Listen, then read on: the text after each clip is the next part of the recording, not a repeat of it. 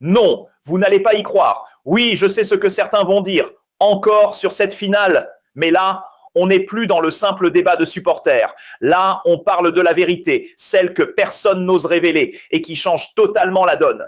J'espère que vous allez bien. Aujourd'hui, je vous embarque au cœur de la finale la plus controversée de la CAN 2025. Maroc contre Sénégal. Et croyez-moi, ce que vous allez entendre dépasse tout ce qu'on pouvait imaginer. La CAN 2025, ce n'était pas juste un tournoi. C'était une épreuve d'équilibre, de stratégie et pour certains, de manipulation. Depuis des semaines, des informations circulent, mais aujourd'hui, grâce à des sources internes fiables, certaines vérités éclatent enfin au grand jour. Oui, il y a eu des consignes invisibles, des décisions prises au plus haut niveau qui ont totalement bafoué les règles du jeu.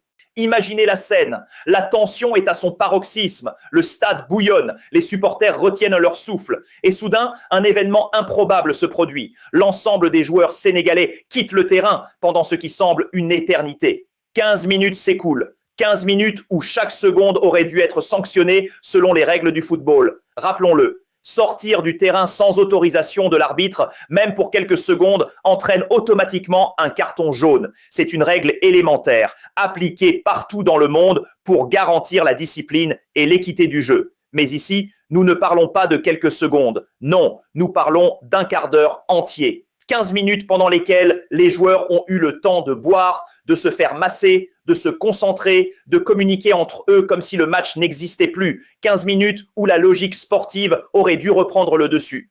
Et pourtant, lorsqu'ils reviennent sur le terrain, aucune sanction n'est prononcée, aucun carton jaune. Rien. Les règles, pourtant immuables, semblent avoir été mises entre parenthèses. Le comité des arbitres, chargé de protéger l'intégrité de la compétition, reste inactif. Pourquoi ce silence? Parce qu'au sommet, des consignes claires ont été données. Ne sanctionnez pas, ne provoquez pas d'incident, terminez le match à tout prix. Derrière cette décision se cache un dilemme complexe. Comment concilier le respect strict des règles et la gestion des tensions sur le terrain? Les dirigeants ont choisi la sécurité, la prudence, la préservation de l'ordre public, mais au prix de la justice sportive. Le match n'a pas seulement été un affrontement entre équipes, il est devenu le théâtre d'une décision stratégique, d'une manœuvre invisible qui a rompu l'équilibre naturel de la compétition. C'est une leçon fascinante et douloureuse à la fois. Le football n'est jamais qu'un jeu sur le terrain. Il est aussi une arène de décisions humaines, où la politique, la pression et la peur peuvent influencer chaque coup de sifflet. Et dans ce cas précis, ce sont des consignes venues d'en haut qui ont suspendu le jugement des arbitres et bouleversé la normalité d'un match de finale. Pour le spectateur, cela peut sembler incroyable, presque irréel. Mais c'est le reflet d'une réalité plus large du football africain, où parfois les règles et les valeurs sportives se heurtent à des décisions prises dans l'urgence, sous l'œil de milliers de spectateurs et des millions de téléspectateurs. 15 minutes qui auraient dû être sanctionnées deviennent un symbole de la fragilité de l'équité, un rappel brutal que même dans le sport, le pouvoir peut altérer la vérité du jeu. Et c'est précisément cette tension entre règles et réalité qui rend cette finale de la CAN 2025 inoubliable, non pas pour le spectacle sur le terrain, mais pour ce qu'elle révèle derrière les coulisses dans les arcanes du football africain. Vous mesurez l'ampleur du scandale? Oui, c'est une dinguerie totale. Des dirigeants, assis dans leur bureau climatisé, ont décidé que les règles du jeu pouvaient être mises entre parenthèses, que la justice sportive pouvait être sacrifiée sur l'autel de l'apparence et de la tranquillité médiatique. Pendant ce temps, dans les gradins et devant les écrans, la tension montait, la cocotte minute médiatique était prête à exploser. Les mêmes voix qui, il y a quelques semaines, dénonçaient des erreurs d'arbitrage se retrouvent aujourd'hui face à une réalité bien plus troublante. La finale de la CAN 2025 a été manipulée depuis les plus hautes sphères. Même Éric Schell l'a confirmé sur RMC. Tout était prémédité, chaque geste, chaque décision arbitrale avait été orchestrée à l'avance. Le déroulement du match n'était plus seulement le fruit du hasard ou de la spontanéité des joueurs. Il reflétait des instructions venues d'en haut, dictées par ceux qui contrôlent la compétition. Et pour ceux qui espéraient encore que Romain Molina pourrait apporter un éclairage objectif, la vérité est tombée. Lui aussi confirme que l'arbitre avait reçu l'ordre explicite de ne pas sanctionner les joueurs sénégalais malgré la violation flagrante des règles. Ce n'est plus une erreur d'arbitrage, ce n'est plus un hasard. C'est un scénario écrit d'avance où la logique sportive a été suspendue pour servir un objectif politique, médiatique et stratégique. Le message est clair. Dans ce match, la justice sur le terrain n'a pas compté. Ce qui a prévalu, ce sont les décisions invisibles, les consignes silencieuses et le pouvoir des coulisses. Et cela, mes amis, marque à jamais cette finale, non pas pour le football joué, mais pour la vérité qu'elle révèle sur les mécanismes du pouvoir dans le football africain. C'est un véritable cirque de A à Z. Un match qui aurait dû être une démonstration de football devient un spectacle où les règles semblent avoir disparu, un terrain où l'équité a été suspendue et où chaque décision s'est retrouvée manipulée en coulisses.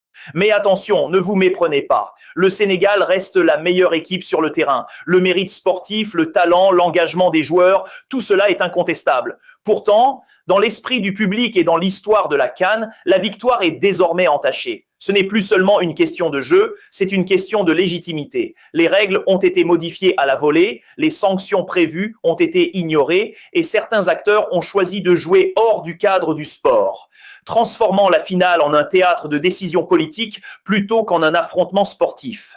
Et le plus choquant, le plus révélateur de cette dérive, c'est que les arbitres, pourtant au cœur de la controverse, ne seront pas sanctionnés. Pourquoi? Parce que les mêmes personnes qui ont imposé ces décisions avaient déjà donné aux arbitres une carte blanche totale. Les acteurs clés de la compétition ont choisi de protéger le système plutôt que la justice sportive, sacrifiant l'intégrité du match pour préserver un équilibre artificiel et une apparence de calme. C'est cette dualité qui frappe.